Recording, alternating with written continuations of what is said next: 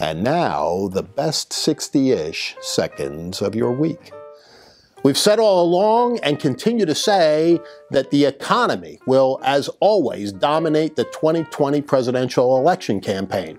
And I've suggested that we all keep a close eye on the yield curve to see if there's any inversion, because every recession since World War II has been preceded by a yield curve inversion. And this week it happened. And on the day that it occurred, when the 2-year Treasury yields were higher than the 10-year yields, the market dropped 800 plus points.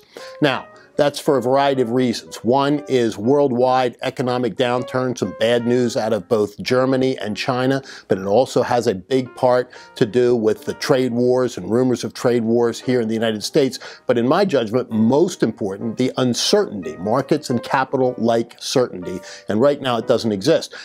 Another ominous indicator this week, again midweek, was that the 30-year yield, something you might want to watch as well, was at an all-time low and roughly equivalent to the Fed fund rate, which is an overnight rate. So think about that. The overnight rate, the 30-year rate, roughly the same. That does not portend good things for the economy.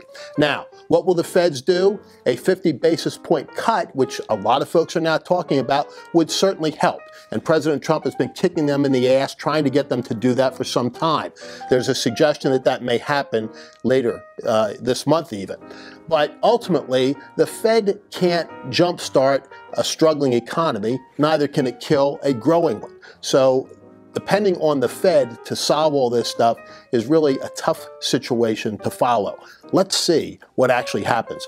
Meanwhile, across the Pacific, General Secretary Xi has his own problems, not only with his economy, but with student and younger people protests in Hong Kong. Fascinating that they're singing the Star-Spangled Banner and flying the American flag at their protests. Liberty loves the American flag. Maybe a little lesson in there for some of our athletes and performers who don't seem to believe that. Keep an eye on that one. And as the Democrats get ready for their next set of debates, the third one, trying to see who actually will be in and who will be out, the winnowing process there really begins in earnest around this debate, because if you're not on the stage, you really are not going to make a run for the presidency. But there's another debate brewing between Barstool Sports' Dave Portnoy and AOC. Stay tuned for that. It's not going to happen. She doesn't have the stuff to actually debate him, but he's challenged her. It'll be interesting to see how that one works out. And on a non-political note, one other little tidbit for you, the Houston Astros are telling folks that they're going to set a major league record by not issuing a single intentional walk all season. So far, they're there. That stat's only been kept since I was born, and in the 47 years since then, not a single club has ever gone through a season without issuing an intentional walk. Just a little tidbit for you as we close out the best 60-ish seconds of your week. But stay tuned for one little more snippet live from Sydney, Australia. And for now, that's the best 60-ish seconds of your week.